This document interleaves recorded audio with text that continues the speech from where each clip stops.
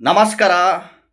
ಸಾಕ್ಷಾತ್ ದೇವರೇ ನಿಮ್ಮನ್ನು ಹುಡುಕೊಂಡು ನಿಮ್ಮ ಮನೆಗೆ ಬಂದು ಆ, ನಿಮ್ಮ ಕಷ್ಟದಲ್ಲಿ ಇದ್ದವರಿಗೆ ಹಣ ಕೊಟ್ಟು ಹೋಗ್ತಾನೆ. ಮತ್ತು ಸಾಕ್ಷಾತ್ ದೇವರೇ ಆ, ಬಂದು ನಿಮ್ಮ ಅಕೌಂಟಿಗೆ ಹಣ ಹಾಕೇ ಹಾಕ್ತಾನೆ. ಖಂಡಿತವಾಗ್ಲೂ 100% ಸತ್ಯ ಇದು. ಸಪೋಸು ದೇವರು ನಿಮ್ಮನ್ನು ಹುಡುಕೊಂಡು ನಿಮ್ಮ ಮನೆಗೆ ಬಂದು ಹಣ ನಿಮಗೆ ಕೊಡಲಿಲ್ಲ ಅಂದರೆ, ದೇವರು ಸಾಕ್ಷಾತ್ ದೇವರೇ ಬಂದು ನಿಮ್ಮ ಅಕೌಂಟಿಗೆ ಹಣ ಹಾಕಲಿಲ್ಲ ಅಂದರೆ ನನ್ನ ವಿಡಿಯೋಗಳೇ ನೋಡಕ್ಕೆ ಹೋಗ್ಬೇಡಿ. ಅರ್ಥ ಆಯ್ತಾ?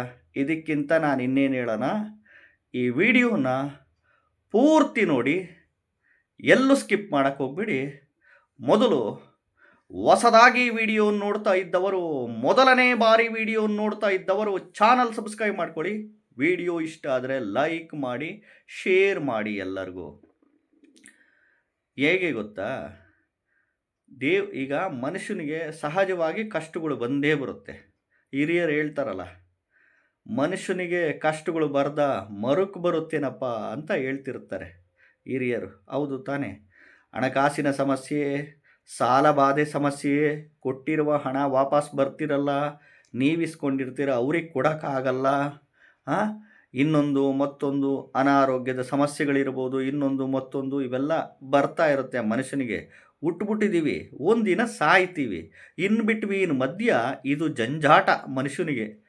ಎಷ್ಟು ದುಡ್ಡಿದ್ರು, ಎಷ್ಟು ಹಣ ಇದ್ದರೂ, ದೇವ್ರು ಏನೇ ಕೊಟ್ಟಿದ್ರು ನಮಗೆ ಇನ್ನೂ ಬೇಕು, ಮತ್ತೊಂದು ಬೇಕು, ಮಗದೊಂದು ಬೇಕು, ಆಸೆ ದುರಾಸೆ ಅದೇನು ಮಾಡೋಕ್ಕಾಗಲ್ಲ.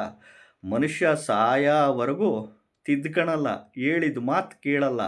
ಆಸೆ ದುರಾಸೆ, ವಿಪರೀತ ಆಸೆ ದುರಾಸೆ ಅದೇನು ಮಾಡೋಕ್ಕಾಗಲ್ಲ. ಈಗ ದೇವರಿಗೆ ನೀವು ಕೇಳ್ಕೊಳ್ಳಿ, ಭಗವಂತ ಕಂಡು ಜ್ಯೋತಿಷಿಗಳ ಹತ್ರ ಹೋಗ್ಬಿಟ್ಟಿದ್ದೀವಿ ಜ್ಯೋತಿಷ್ಯ ಕೇಳೋಕ್ಕೆ.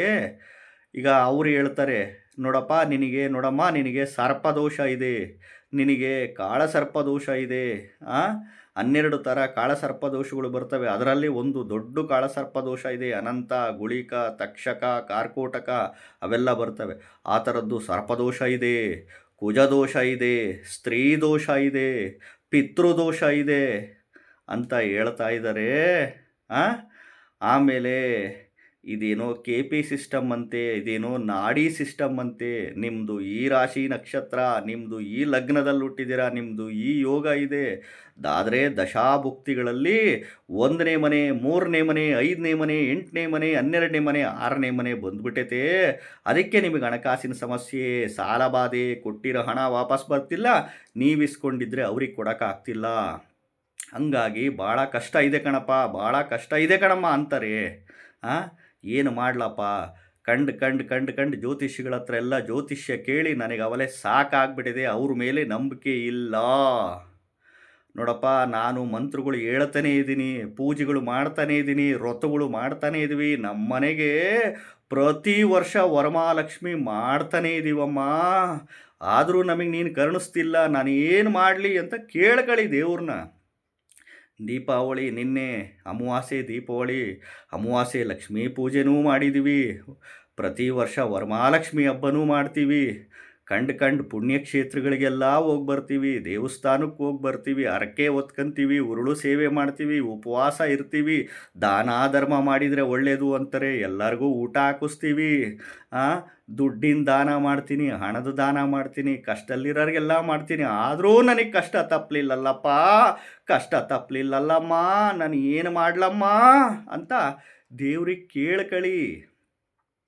ಭಗವಂತನಿಗೆ ಕೇಳ್ಕೊಳ್ಳಿ.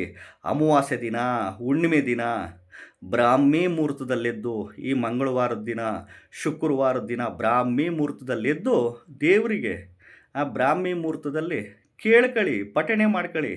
ನನಗೆ ಯಾವ ಜ್ಯೋತಿಷಿಗಳ ಮೇಲೂ ನಂಬಿಕೆ ಇಲ್ಲ, ಕೇಳಿ ಕೇಳಿ ಕೇಳಿ ಸಾಕಾಗ್ಬಿಟ್ಟೈತೆ. ಎಲ್ಲ ಪುಣ್ಯಕ್ಷೇತ್ರಗಳಿಗೂ ಅಲ್ದಾಡ್ಬಿಟ್ಟಿದ್ದೀನಿ. ಆ ದೇವಸ್ಥಾನಕ್ಕೆ ಹೋದರೆ ಒಳ್ಳೆಯದಾಗುತ್ತೆ, ಈ ದೇವಸ್ಥಾನಕ್ಕೆ ಹೋದರೆ ಒಳ್ಳೆಯದಾಗುತ್ತೆ, ಆ ಮಂತ್ರ ಹೇಳಿದರೆ, ಈ ಸ್ತೋತ್ರ ಹೇಳಿದರೆ ಒಳ್ಳೆಯದಾಗುತ್ತೆ ಅಂದರು. ಅದನ್ನೂ ಮಾಡಿದೆ.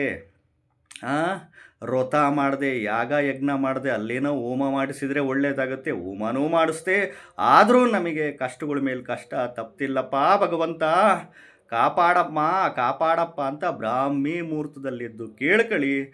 ಖಂಡಿತವಾಗ್ಲೂ ನಿಮ್ಮಲ್ಲಿ ಧರ್ಮ ಇದ್ದರೆ, ನಿಮ್ಮಲ್ಲಿ ಎಥಿಕ್ಸ್ ಇದ್ದರೆ, ಖಂಡಿತವಾಗ್ಲೂ ದೇವರೇ ನಿಮ್ಮನ್ನು ಹುಡುಕಿಕೊಂಡು ಬಂದು ನಿಮ್ಮ ಮನೆಗೆ ನಿಮಗೆ ಹಣದ ಸಹಾಯ ಮಾಡೇ ಮಾಡ್ತಾನೆ. ದೇವರೇ ಮಾನವನ ರೂಪದಲ್ಲಿ ಬಂದು ನಿಮ್ಮ ಅಕೌಂಟಿಗೆ, ಎಸ್ ಬಿ ಅಕೌಂಟಿಗೆ ಹಣ ಹಾಕ್ತಾನೆ. ಖಂಡಿತವಾಗ್ಲೂ ಅರ್ಥ ಆಯ್ತಾ? ವಿಡಿಯೋ ಇಷ್ಟ ಆದರೆ ಲೈಕ್ ಮಾಡಿ. ಹೊಸದಾಗಿ ವಿಡಿಯೋ ನೋಡ್ತಾ ಇದ್ದವರು, ಮೊದಲನೇ ಬಾರಿ ವಿಡಿಯೋ ನೋಡ್ತಾ ಇದ್ದವರು ಚಾನಲ್ ಸಬ್ಸ್ಕ್ರೈಬ್ ಮಾಡ್ಕೊಳ್ಳಿ. ನಮಸ್ಕಾರ.